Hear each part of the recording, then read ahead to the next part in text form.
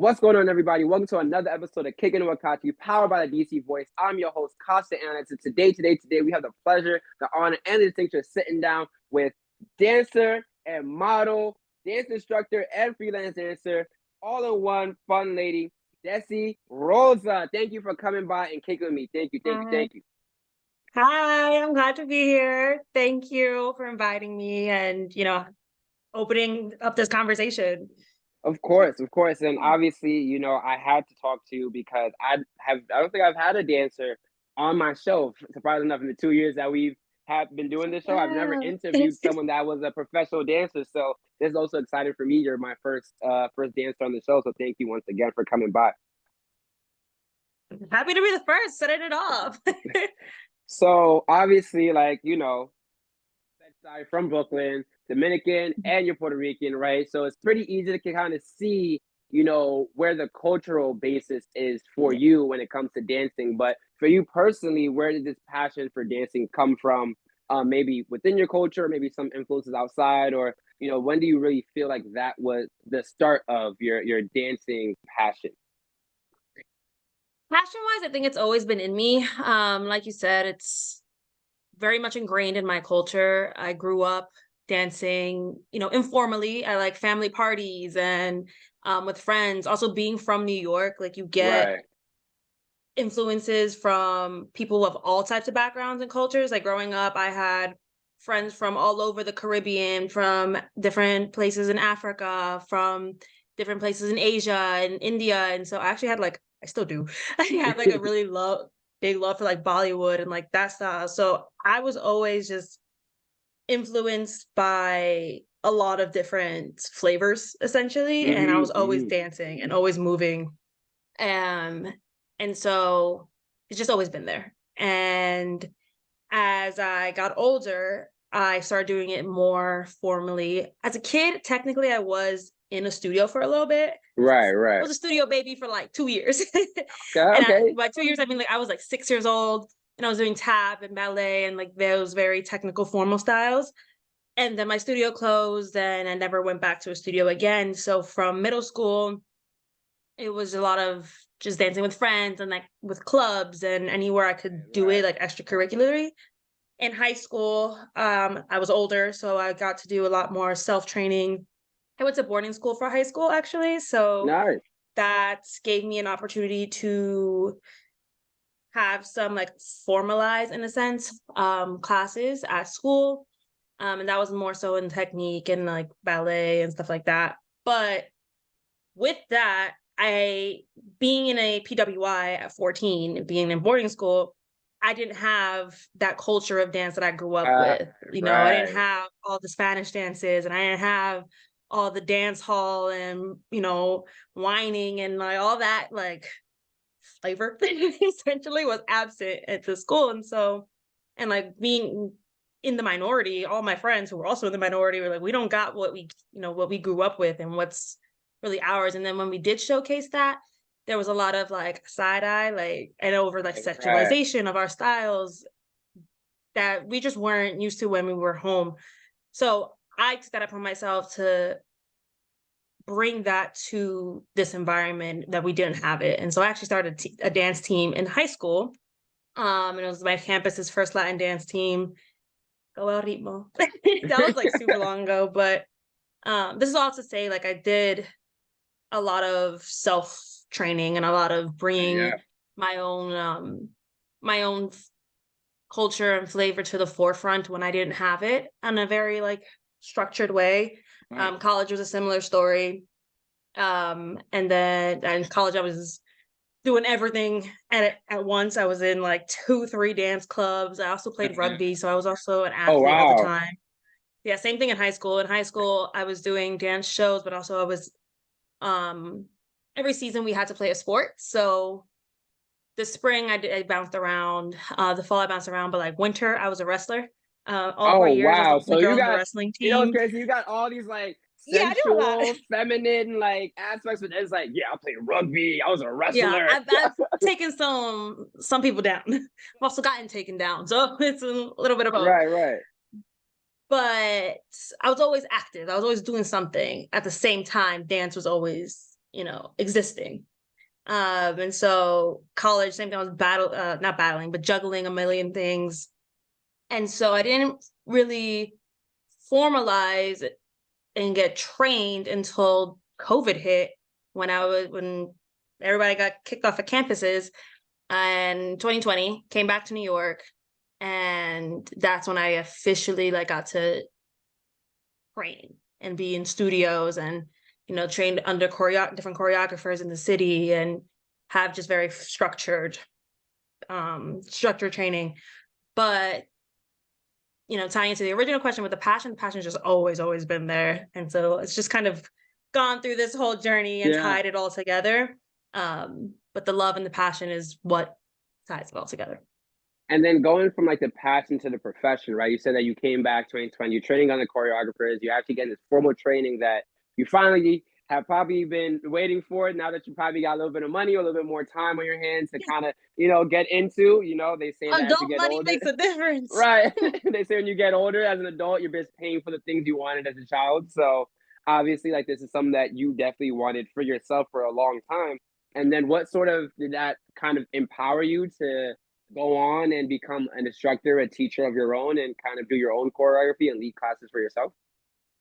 Yeah. So when I was, again, in high school and college, I was practicing, in a sense, my choreography. Right. I was teaching basically on campus and open classes to other campus students, being the leader of the various dance teams I was a part of. As president, you were also head choreographer, so I was always putting team pieces together. So the choreographic piece was always part of that. And I definitely, as I trained more as a dancer, I took a step back from being a choreographer for a while, just so I can better myself. And, the best teachers are people who can actually offer something. It's easy to, anybody can really push a series of steps together and teach it. I want to say anybody, because I definitely can't. So. But for the most part, and that's, I think, the difference between a choreographer and a dancer and a teacher. Some people wear all three hats, and some people wear maybe just two, and then some people maybe just wear one and are just working dancers or whatever. But not everybody teaches, and it takes a different approach to be able to teach. And so I took a step back for a while when I was training to really get grounded in what I wanted to train as and level up. And then I got the opportunity to teach again, thankfully. And so now I teach beginner and, excuse me, hiccup. So I teach beginner classes now. And yeah, I think just taking that break for myself and really training me and what my style is and finding what that style is, and just also getting better, really influenced me to then have a better approach in my own choreography and exploration, and then teaching people to get some steps. And I would say, what sort of things did you kind of discover about yourself, about life through dance, right? Because this kind of has been a prevailing thing for you throughout your whole life, as you kind of just explained, right? Amidst all the other things that are going on, dance has kind of been the common denominator. So how has it sort of allowed you to kind of express emotions or learn things about yourself or about life or work things out for yourself through this medium that is this creative expression of dance? Yeah, I think dance, because it's such a emotional and because dance is such an emotional and it pulls from your inner sense of self to be able to showcase that to other people. It can, excuse me, it does lead to a lot of self-reflection and a lot of, excuse me, You're fine, a lot you're of fine. lessons throughout your journey. And I'm still learning a lot. Every day, pretty much, I'm in the studio. When I'm in the studio or in a class, not only am I learning piece, but I'm also learning about me and the person I am, the habits that I have, my mental being and what I'm thinking and feeling that day and how to manage all of that. Dance is such a strong medium for that. And as dancers, it's our job literally to project a story, to project emotion. And that can be really hard, especially Yeah. when when you're still figuring out your own. And so, yeah, every time, like, I'm learning so many different things. I'm learning how to manage self-doubt and learning patience, and I'm learning grace, with myself, with my journey, with my level. And then, you're still learning like your Right. limits and what you're capable of, not just beyond like, okay, am I physically capable of doing this step, but also like, am I physically capable of putting myself in these environments? And you learn about the people and the energies around you. There's so many things you learn about life through dance that I haven't been able to like fully learn in other aspects of my life through work or through. Right. Right. I would say athletes can relate to that because I think athletes also are in a very, I mean, dance is a sport. So they're also in a very similar position. And I've done both, so I can see that. But yeah, it's definitely one of those mediums that you're learning so much about who you are in order to do what you do. Yeah. I would say, like, I mean, I went to my first dance show a few months back. I think it was actually almost last year now, in February. The Philadelphia Dance Company came, they did a show, and this is my first like interpretive dance performance that I've ever witnessed. And it's like seeing the dance, and it's like they have to both be actors and storytellers and athletes, because the way that they was like throwing each other around and doing grand sautés and stuff, I'm like, okay, yeah, I work out every day and I definitely can't still do that. Or even still being, like you said, like these emotive caricatures of anger and resentment, or even passion and even lust sometimes, or loss Mhm. and sadness. So you have all these emotions and there's no words, right? There's just body contortions and moving all this release, and that's beautiful. And then in kind of becoming a teacher, right? So the dancer, the choreographer, and now the teacher aspect. What was the transition, or what sort of things you have to learn, and kind of transitioning from always being, dance captain, the center third, but now you're a dance instructor at a studio. So Mhm. what sort of things sort of did you have to learn, and was the transition and experience of going from dancing from yourself or dancing in those kind of environments, and then transitioning to like this big girl job now with dancing at a studio? Well, I definitely think being leading teams and all that helps learning if you can teach, first of all, um, and just being in a position of like knowing people and trying to read people and what they're going to need. Because I don't teach at the level that I train. I train at levels that are pushing me and that are more advanced, they essentially, and at professional level versus I teach at a beginner level. And Right. so just in that sense, like I had to learn how to balance the two and read the energy off of my students and really say, okay, what does this person need, versus like the next person, or versus what does this person need at this level versus somebody who's in an intermediate class or an advanced class, because they're not the same. Right. And also, like, not everybody's training to train, and not everybody's training to Right. be a professional dancer the way I might be. And so some people are just doing it for fun. And so learning where to push and where to just, I'm like, all right, it's fine. It's, not everything has to be like too, like on the nail. And so, yeah, just learning like that thing, and just learning again, just people and reading people, giving people what they need, and just creating an environment and creating a space that people feel safe and to explore and to dance and be free, because dance, like I said earlier, is like very emotive and very comes from a very vulnerable position, and that's regardless of what level you're at. And so even if you're just doing it for fun, you have to be able to be vulnerable enough to make a mistake in front of people you've never danced before, and that could be a very scary experience for some people. And the higher you get, like, now you have to pull performance value, and that has to pull, Right. am I, what character am I? And yeah, you're putting on a character, but that has to come from a real experience, right? You were saying like, okay, you have to emote anger, or you have to emote lust or whatever it may be. That comes from an actual real place. Yeah. And so how do you teach somebody that skill and not get lost in that, not lose yourself in that emotion while trying to perform it, and just let the performance be the performance? And so there's a lot of things that I think as a teacher, you have to be able to manage for your students and create a community and a space that supports that growth. Um, and that, that was just something I learned like as I became a better teacher over time.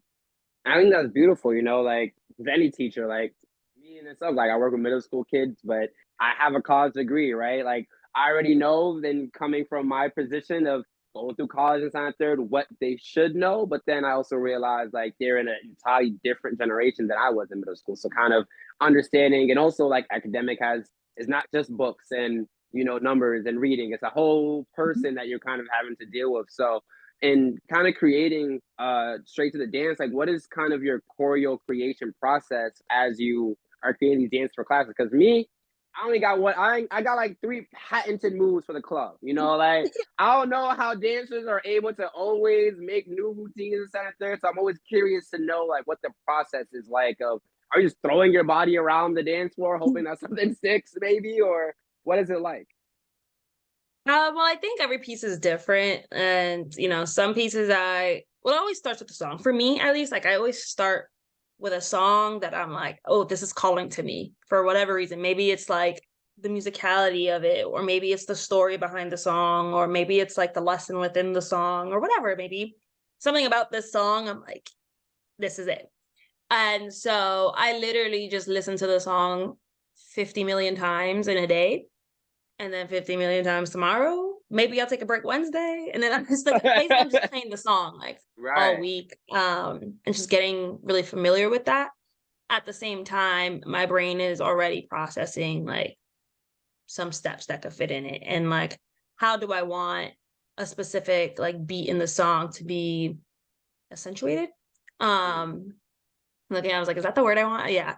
But how do I want whatever movement to really bring out that sound?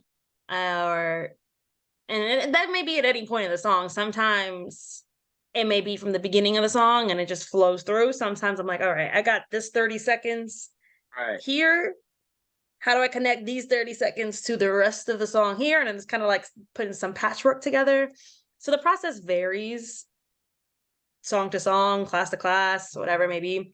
But regardless of the like mapping of it, it's always really getting in tune with the song and then letting the music guide where I want the steps to go. Okay. And then obviously coming from a class, like I said, I work with kids, so I'm always looking for highlights from other teachers. But like what sort of highlights do you kind of hold dear to your heart as you became one, a dance instructor, and also like outside of classes, you also lead your own like dance routines as well. No, you just did one, you like a not a music, like a dance video for let me remember the name of the song. Is it Me and You? Me or Us? I'm trying to remember the name of the song. I'm trying to remember the name of the song. The dance visual that I did? Yes, Kiss and Make Up. Sorry. That one, yeah. Yes. So outside of the class, you still are choreographing for, other events and other projects as well. So what sort of highlights on this journey was you like, oh my God, like I did that, put that together. Wow, bomb. You know what I'm saying? And you kind of just keep that going with you to keep a smile on your face. Well, the visual that you're talking about is definitely one. That was actually supposed to be a class piece, and then Wow. no one showed up for that class. And so, but I was fine. And that's how classes go. Sometimes people come, sometimes people don't. And sometimes you may have a full room, sometimes you may have nobody, sometimes you may have one. Regardless, class is class. But that specific class, nobody came for that day. And so I just kind of like always had that choreo in the back of my pocket, in my back pocket. And I just really liked it. And so I was like, you know what? I'm gonna just do a visual to it. And so I gathered up a bunch of friends and fellow dancers, and I was like, you know what, I got this project. All y'all got to do is learn some steps. I fully funded it. Right. Found the videographer, made a shot list. Like, I directed, choreographed, everything. And that's the thing about dancers. Like, we wear so many different hats. Like, beyond the like main three of like performer, dancer, choreographer, maybe teacher. There's also director and marketer and producer and sometimes filmmaker. There's a million. Yeah. So I was very proud of getting that off the ground. And that was my first visual that I officially like ever did and directed myself. So that was definitely a nice W for me for that year. And then just any performances I do. I got to do a stage performance with one of my friends. His artist name is Arctic Steve, and we performed at not Brooklyn Monarch. What place is it? It's in Brooklyn. I'm blanking on the name right now. But we got to do a stage performance at a pretty big venue. And we literally had like 2 weeks to do Oh wow. 3 full songs, and we made it happen. And it was a super dope show, and it was really special to me because it was one of my friends who I grew up with since childhood. Like, so just a little bit of backstory. Like, I went to through this program called Prep for Prep. That's what got me to boarding school. Yeah. And in my contingent, there was like 40 or whatever of us, and we're all like a super tight family. And we did the program together from like 12 to 14, all went to different boarding schools, but that's like our unit. So my friend, Arctic Steve, he's in that program, and also the 2 dancers that performed with me are also all in that Like a program. family, We're all homies, right? essentially. Yeah. Nice. But that's like how we all got acquainted with each other from 12 years old to now we're all 24, 23, and Yeah. still Wow. like this. So that was like that was a really special moment to see where we are now as adults and what we can all bring to each other, and like still have this love and community with each other to pull something off like that. So that was really nice. That was better than any, big paying artist job. Like, that was, really, really dear and special because of the people that were involved in that. That was pretty recent. So I would say like those are 2 definitely like big highlights. And then And just any class continue, that I and then do, just like, I continue just doing your love class, right? doing what I do. I find joy in literally any opportunity I have. So Obviously, like aside from dancing, you find also time to model and do and take some really yeah, nice pictures as well. So how did you kind of find yourself finding a love for being in front of the camera and doing shoots? dancing. Well, that's the thing. Like, Yeah. dance started it all off. And then when I started professionally dancing, back in 2020, when I got my first choreography dancer job, I also met models on set, and I had to then get professional shots for dance done. So Ah, the 2 just kind of merged into each other. I was like, okay, if I'm not gonna dance in a video, I can still be in the video. right. And finding you're still working the camera as a dancer, um, especially now where there's always a camera, usually in class, and of course, like music videos and these big performances. So there's always a camera for dance, and you're performing. It's very different between performing for a live audience and performing for a camera, and you have to learn those 2 skills. And so I was already used to being in camera and love performing. So modeling was kind of like the next, Yeah. little leaf on that tree to add. And they're related, but definitely different skills. Like, I had to learn still posing, and I had to learn angles and body framing in different ways than I'm used to for dancing, where you're moving constantly, and it's just a different Right. approach. But they definitely started off together. I would say like obviously you do multiple different types of shoots, like you've done like creative shoots, you've done like commercial shoots, you've done streetwear, you've done high fashion, you've done like lingerie shoots. So what's been like kind of your favorite shoot to do? Like what do you think? I guess two questions I have is what is the easiest for you to just kind of fall into and just do? And what has been like a challenge, but kind of been a fun challenge for you to like tap into and do? It's a good question. Thank you. I think the easiest for me is definitely like boudoir lingerie because Oh, really? I've always been very in tune with my own sexuality and sensuality, and it's evident in my dance style. So putting that in front of a camera was, in terms of photos, was very natural to me. Um, and it's very easy for me to tap into that feeling because I've always had that feeling. Versus I know for other people, it's a bit more of a push to get into that essence. But my sensuality, sexuality thrives. Yeah. And I've just always been that, especially in my feminine. So that's usually easy for me to do. Um, then I would say the challenge is then more so like high fashion, Oh, yeah, where okay. it's very like structured and very, I would say not cookie cutter, but like in terms, editorial and high fashion looks a very specific way. And there's literally technique into getting those types of Right. photos. That's part of the reason why I don't do runway, which is a totally different thing, but like in that family of high fashion. And so definitely learning and still learning that side of photography and modeling is harder. And it's just learning and getting better at it. I also would say like I love doing creative shoots where it's my concept, and that's usually easier too, regardless of the style, because I'm the one organizing it. As such, I'm the creative director there, and so whenever I have the opportunity to build a shoot from the concept to the clothing to the types of shots that I want the photographer to get, those usually flow pretty well because I have a very clear vision for what I'm going for. And do you And have like a oh, sorry, I don't mean to cut you off. no, I was saying I love seeing the results from that, and that's always like that's really great because that's my baby, and Right. I made that happen literally. Well, sorry for the next question to make you kill your babies, but do you have a favorite shoot that you've done or that you really like hold dear to you? There's so many. I would say one of my all-time favorite shoots was like my tribute to Puerto Rico shoot.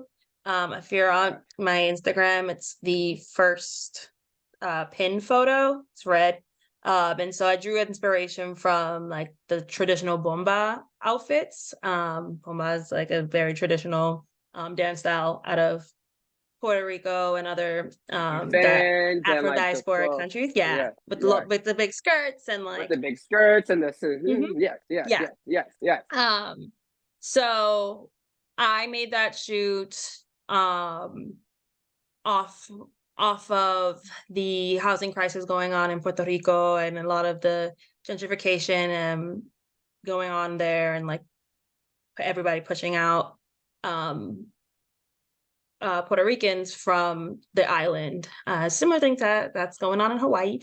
But Yeah. not to get political, but that's where the inspiration from the shoot came in from. And also was reading a lot of um, books on the history of Puerto Rico and America's central colonization. Wow, of the island.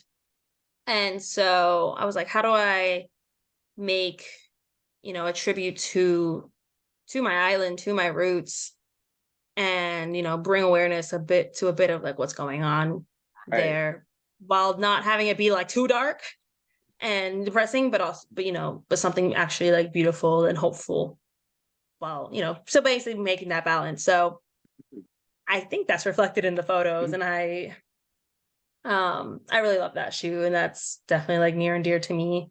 um and then yeah, and then another favorite, they're all stuff that I directed essentially, but this is really old. But it's it's like a bubbles shoot. And that was just I really fun remember to that one, do. yeah, Like it with was the just bubble very, right in front of your face. Yeah, yeah, yeah, yeah. that was just really fun to do. And I was like, how am I gonna capture this like iridescent, like I really wanted the iridescence of the bubbles to come out, like, Right. and it was just very playful and spunky, and the photographer freaking nailed it. Um and that was a really dope collab. That was fun. So any shoot that I'm like able to kind of lead on and also just have fun and know the photographer got it. I don't know, like he or she is going to bring out this vision, and then we create magic. I'm like, I love it. So those are definitely two. The recent boxing shoot I wasn't the creative director on that. A really dope creative director named John put together this like sports series, and he did like 5, 6 different sports over the Oh, yeah. past 6 months or so. And boxing was the final one. And so that was just like a massive shoot with like 50, Yeah. 60 models. And he was the lead Wow. on that. So I literally was just modeling at that event. But those pictures also like, came out dope. And I don't officially box, but everybody was like, "Oh my god, do you box?" And I was like, Yeah, "Yes, I sold I it." saw the picture. I was like, yeah, you look like you could probably knock some out No, with a I mean nice I can right knock hook. somebody out, maybe, but that was really cool because I just felt strong, and Yeah. I felt like the pictures out of that really came out dope, just dope. Like those are just really dope to see. And I felt just very like strong and got to showcase a different side of me that's a little bit away from like the sexy feminine that's I'm very used to, and very evident on my page, and just outside this like fun, colorful thing that's I would say is Right. my brand, and get into that more athletic, strong, in your face kind of. That wrestling and rugby background. I Throwing mean, it it's in always there. been there. Like it's not. It's that's very much in there. I'm pretty gritty, but that isn't always the first thing you see, and so that was cool. Like just juxtaposition to post and put on my page. So shout That's out to John dope. for That's that. dope. Right. That's dope. And obviously, I'm checking the time here. And obviously, I know I told you that I'm only going to hold you for 20 minutes, but we've been chatting for a long time. So I'm sorry about that. But just actually one more question before we head out of here. Like, I always know that someone watching this is always following their dreams, and they always are looking to just hear from, other young individuals who are chasing their dreams as well, right? Or chasing their passions. So, what are 3 life lessons that you kind of learn and that you kind of hold with you that kind of push you daily to continue pursuing that dream that you seek that you can share to that next person? Yeah, there's a few. And I was gonna put it to 3, but they're gonna probably blend together. But I would say one, don't let fear control you. And it's one of those things again that's very easily said, more easily said than done. But I learned that when we let fear or worry or doubt manifest, that can really take over our progress.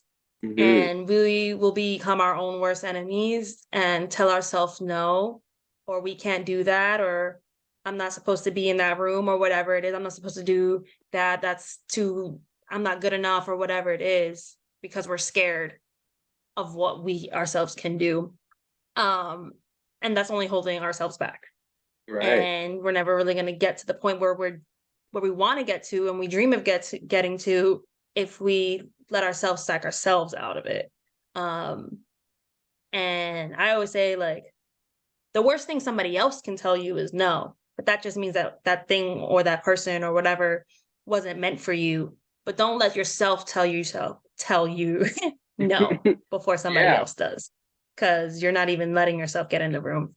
Um, and so with that, I also learned to be patient with yourself. Give yourself grace, give yourself love. Um, Everybody's journey looks different in whatever you're doing. Whatever goals you have, the path to that goal is going to look different. And I've had people and friends who freaking killing it right now, first of all. And I was training with them, and it's easy to compare yourself and say like, oh, this person is doing this faster than me, or this Right, person seems better right, than me at what they're doing. But that's because that's their journey and that's their path, and that's where, the universe is leading them. And everybody's journey looks different. Your journey looks different. And so allowing yourself to be patient with yourself and acknowledge that if today feels different, that means that you're growing. yeah, And if today is hard, that means you're growing. If something's easy, that means you're not growing. And so that is your journey. And allowing yourself to be patient with you and that journey will get you so much farther than sitting there impatient and again, like just kind of mad that things aren't going the way that you think they should. Let life guide you in the way that it's supposed to, and you'll get to whatever you are manifesting and wanting, and as long as you're putting that work in. And then I'd say like the third lesson is, oh, I have so many. But just kind of enjoy. Like yeah, and that goes with the patience, but like enjoy everything. Say, enjoy the relationships you're making. Enjoy the work, enjoy the grind, enjoy the push. Like, and yeah, just like enjoy. I said it a little bit, but like lead with love too. Like love for yourself, love for your craft. And if you lose that love and if you lose that joy for what you're doing, it's gonna feel miserable and you're yeah, not gonna want to do it. And you're not gonna get to those goals because you don't, you're not enjoying getting to those goals. And so when you allow yourself to enjoy what you're doing, even when it gets tough, it rewards itself. Um, and so just always smile through it, laugh through it. If you mess up along the way, or you trip, like, haha, get back up mm, and keep with your friends about it. Like have fun the whole way. And have fun with people. Be around people that are fun and give you love and joy that you're putting out. That was another thing. Like fill your circle with people that are giving you that same positivity that you're seeking and that you're putting out there. And then I think everything falls in place after that. that was beautiful. Honestly, to share all that, I know as well. Like, it's a lot of things that you're speaking to that a lot of creatives and you also most likely know that we deal with, right, at a day-to-day basis. So it's always good to kind of reel ourselves back and have reason like yourself kind of remind us that we're on our own journeys, we're on our own paths, we're pursuing our dreams for a reason. So our pursuit is unique to us for that exact reason. So thank you for sharing Mhm. that. And once again, thank you for coming in and kicking with me and taking the time to Yeah. share your story with me. This is a great conversation. Thanks for having me. Of course, of course. And everyone watching at home, thank you guys for another amazing episode of Kickin' with Kachi. You guys can follow my girl on Instagram at I am Daisy Rosa. That means not